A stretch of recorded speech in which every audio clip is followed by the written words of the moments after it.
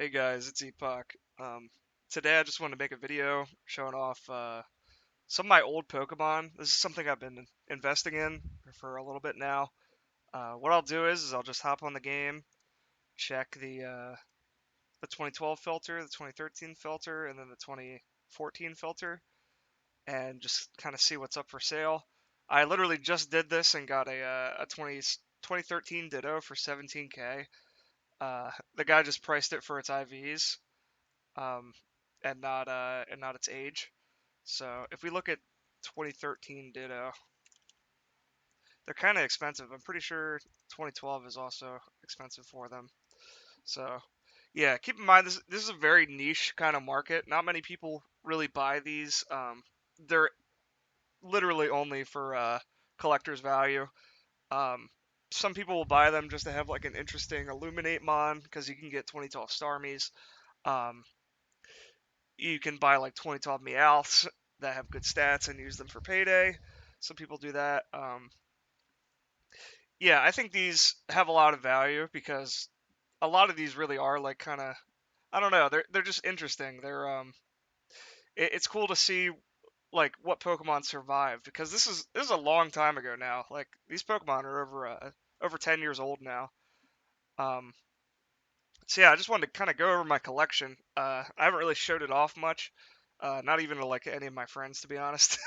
um, yeah,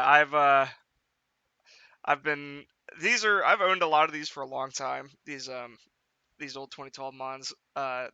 You'll see in the names I'll have like what I paid for them and then what their date is. So for example, this 2IV Clefairy I snagged for 40K. Um, it's pretty hard to find. So IVs on these increase their value by a lot, um, because back then there was no like breeding for IVs. Everything was random. So if you have like an exceptionally good Pokemon, then that makes it worth a lot more. Also, you can't breed these up anymore because you'll lose the date. So yeah, if you have like a two times or a three times, it makes it really crazy. Uh, some of these are like really niche, like this Cacnea, I believe is from a Halloween event back in 2012, so that makes it more expensive. Same with this Duskull. Um, this Duskull's actually got a 31 in special, which I thought was pretty cool. So I snagged up for 250. I bought this off a fellow content creator, Frozen Cactus. Um, yep, I've got these are all 2012 starters. Um, let's see, I bought these two Bulbasaurs were interesting. So I was online the other day, and this guy messages me. He's like, "Yo, I don't have enough to buy the other two, but I just bought a Charmander for 2 mil, and there's two Bulbasaurs up." And then I'm like, "Bet." So I hop on and I buy the two, and he buys the Charmander, and he told me that he sold his Charmander within the hour for 10 million. I don't know. That's pretty insane to me because I've never I've never had an experience with 2012s where they sell for that high that quickly. Um, but yeah, that I feel like that's a good indicator that these are worth a lot more than just 2 mil. I got this Venusaur for 20K, and it's interesting because it has a 31 IV. I'm not really sure how much the 31 boosts the price on something like a Venusaur. Um, you can kind of accurately price check some of the more regular mons. So let's look. Two. Okay, there's no 2012s. But yeah, for two IVs, they make them a little bit more expensive than normal two IVs. I'm gonna look at whatever that shiny golem was that just went up. Okay, it's just old.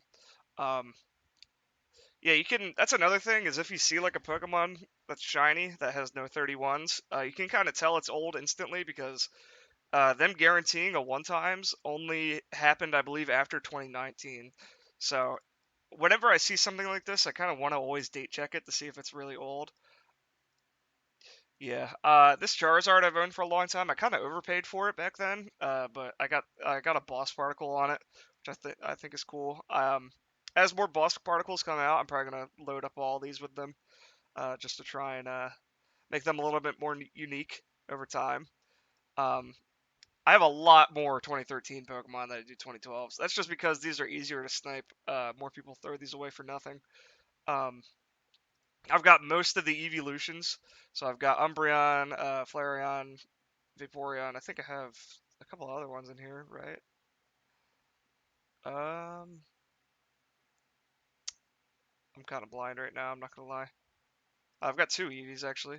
Um, yeah, I've got a couple fossils, some interesting stuff like that.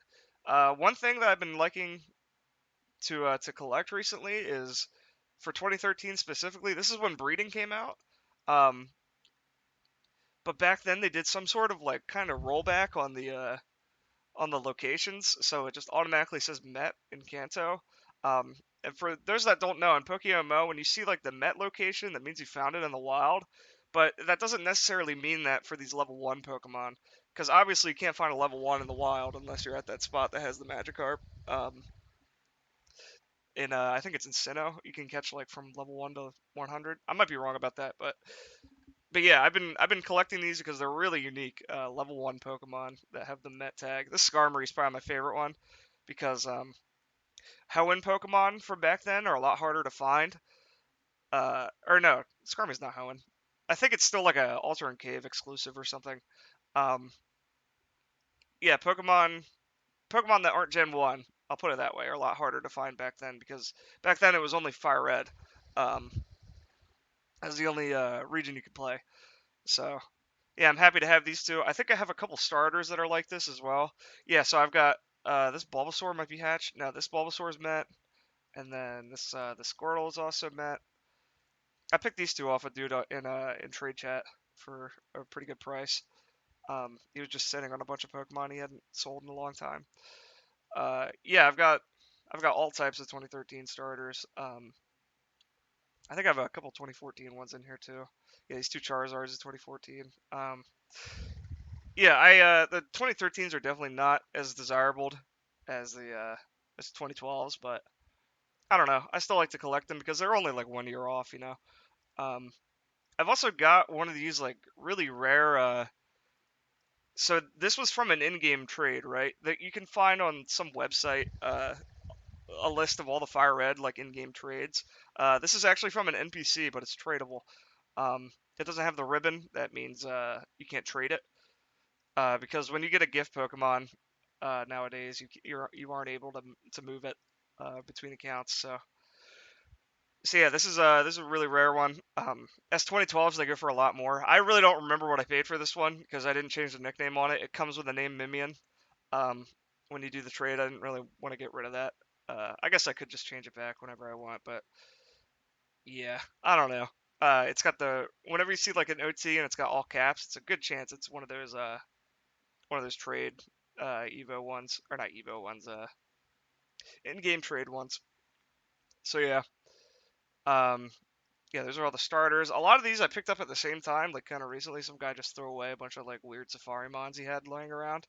Um, yeah, I got probably all these for like 3, 4K each. Uh, and here are my shinies. So I've been investing in these kind of heavily. It started with this Nidoking I bought off my friend.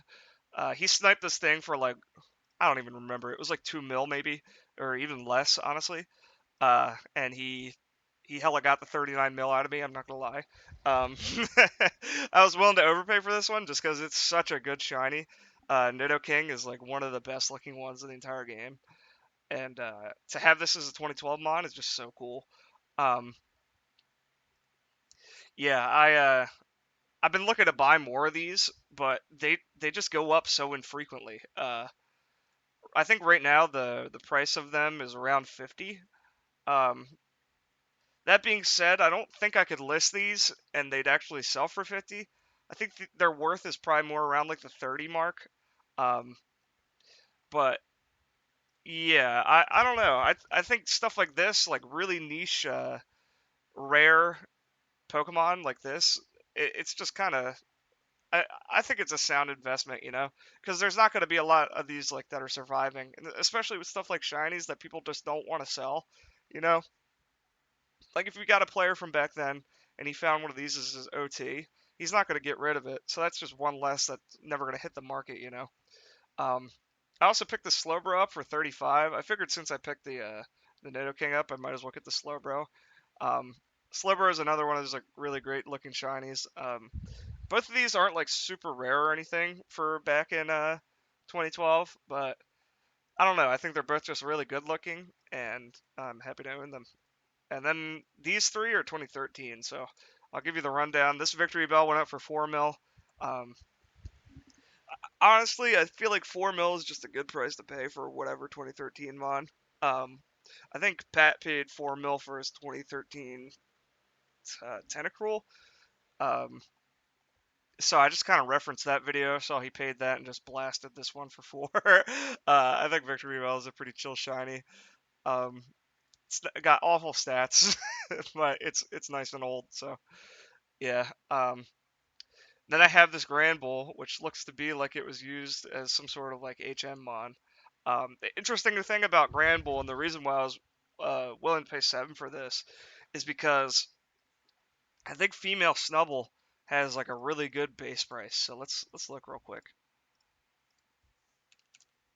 Yeah, it's like almost 4 mil. Let's look at Grand. See if there's any up. Okay, there's a Shuffle one, but yeah, this uh this is definitely this is definitely pretty cool. For only like 3 mil more than what it goes for just as a female, I think this is worth to pick up.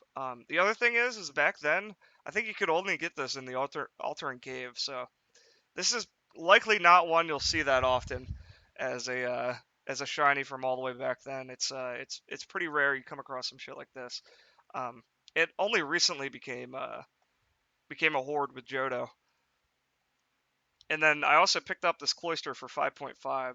I was willing to pick this up for 5.5 because it's got a 31, which I think is pretty cool. And Cloyster is also I don't know if this is true for back then as well, but it's a fishing only Pokemon, right? So I just find it interesting that it's like it's a semi-rare Pokemon and it's it's got a 31. I don't know. I was just willing to spend the 5.5 on it.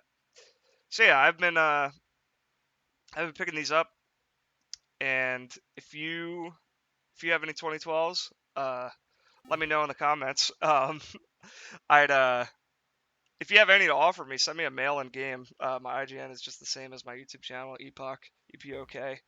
Um, I'd love to talk to you about which ones you have. I've been thinking about making a forum post that's like chronicling like all the 2012 shinies that are still in existence. I have a lot of friends on my team that collect these, and I find it super interesting to see which ones are still around. So yeah, let me know if you enjoyed this like little collection video, and take care.